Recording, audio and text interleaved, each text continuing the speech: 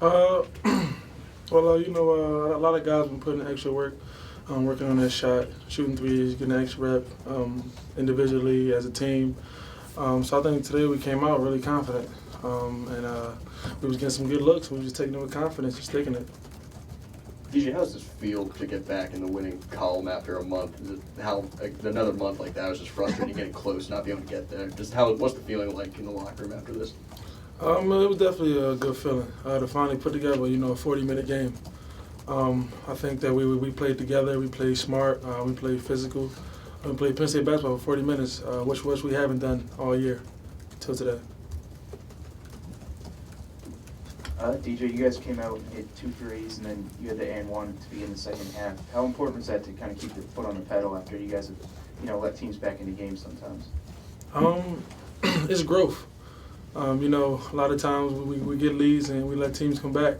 Now we're trying to learn how to, finish them, keep their foot on the pedal, and keep playing hard. Before I have questions, I want to thank the fans for coming out today. Another great crowd, just really impressive. Student section was awesome. So I appreciate you coming out. Please continue to come out and support us. Especially, our record hasn't been the best in the Big Ten, and for them to pack the place like that was great.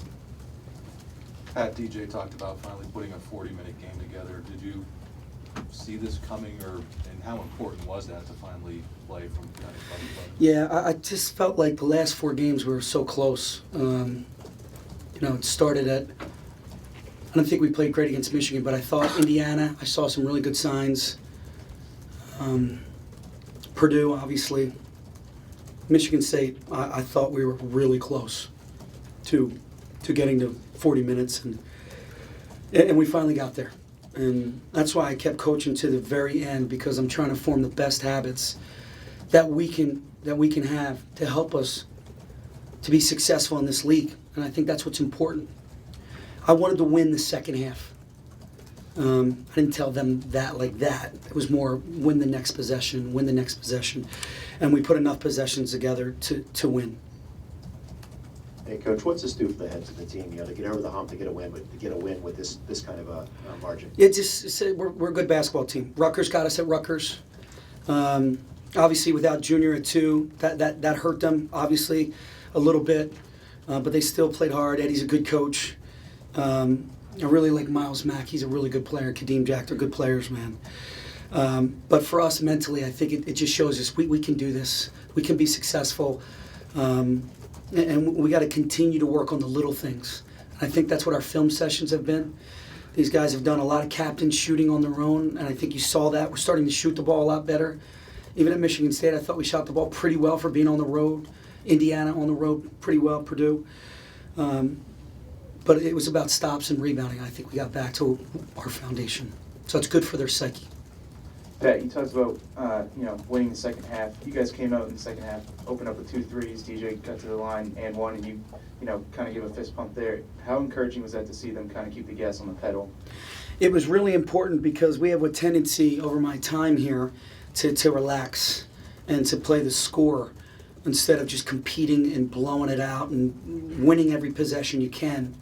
And that's the most important thing, is not to focus on outcome. And I think we did that a little bit early on. Wisconsin, Rutgers, Michigan. I think we were so concerned about outcome and winning and losing that we didn't play hard and together and do the little things. And I felt like we've gotten that back a little bit. Even though we didn't see a win, I felt like we were getting it back. So it was great to come out those first couple possessions, play really hard defensively, execute on the offensive end. Look, your offense always looks good when the ball's going in the basket. I mean, we've been taking the same shots the last 3 games, and it just went in a little bit more often today than the past few games. Coach, kind of going off of that, you talked earlier in the week about, just continuing to give you guys the green light as far as shooting goes. How much do you think that mentality pays off when, shots are falling like that? I think it pays off huge. Everybody, I hear the criticism, can't take those deep threes, why are you shooting so many threes? I get emails, I see it. And that's the only way we're going to be successful.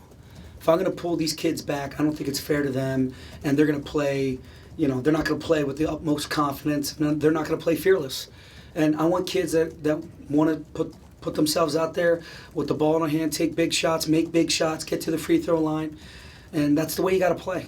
The only time I take you out is if you're not going to play hard or a defensive mistake or a rebounding. Coach, you got 15 more solid minutes out of Devin Foster. What were your thoughts on his play today, and do you see his role continuing to grow? Devin is a man. He's a junior with an incredible physique. He needed to be in that situation again. You know, he did Michigan State. You got to bounce right back and do it again. And I thought it was important that he did do it again. He understands, you know what I mean? And he's got that junior college mentality. You know, he only has 2 years. And this year's coming down to the end. So he's going to lay it out there. He's going to be a great teammate. He's going to do whatever it is that he can do to help our team win. And if that's your mindset, and that's the way you're going to go into practice and games, man, you got a good basketball player. Coach, how's Brandon doing after the game? And any update?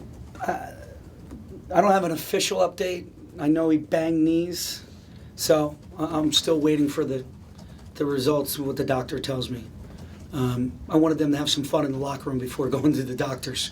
You know, we haven't tasted success in a couple weeks here, so let them enjoy this one. And he seems to be in good spirits. Great spirits, which is positive. Kind of going off of that, Brandon had 4 assists. You guys had a lot of assists, and you've looked your best when the assist total is up, and some of that just has to do with making baskets. I mean, how much better is that to see them sharing the ball successfully as much as they did today? You know what? We've really started becoming students of the game and studying film. Instead of watching our breakdown, which was like turnovers, fouls, things of that nature, break things down, 50 defense. We decided to watch game flow. And I think they see where the extra pass is now.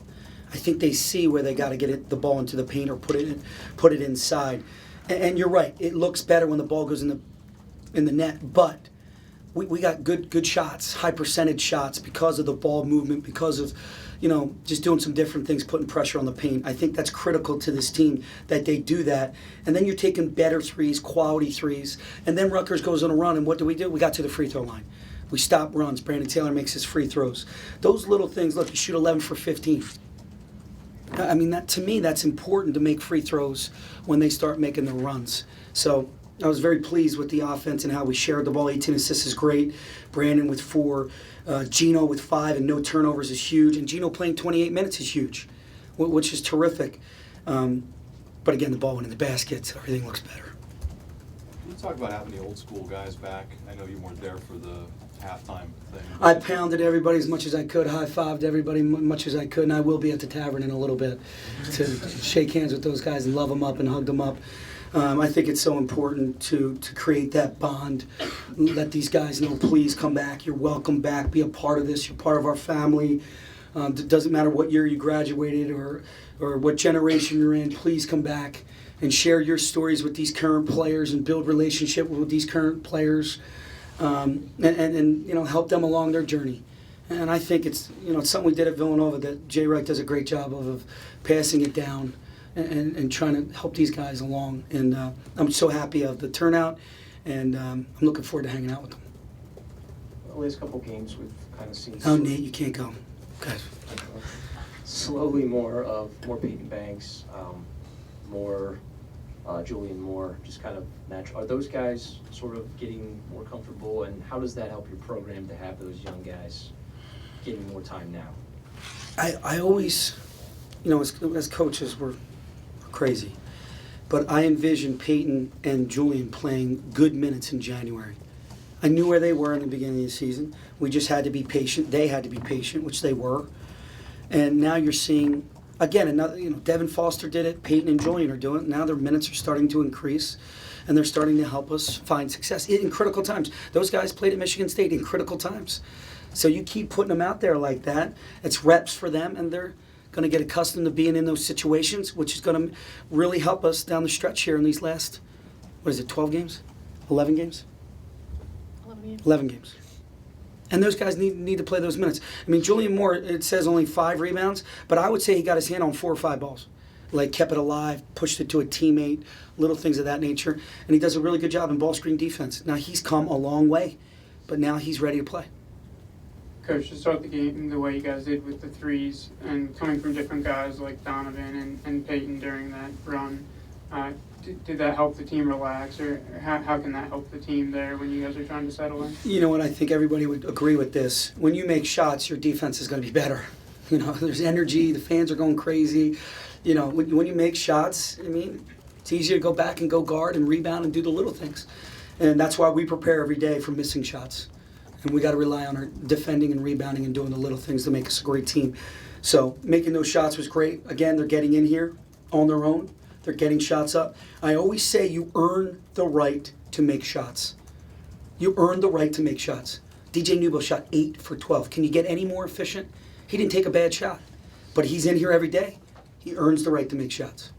And I think those guys are starting to follow his lead.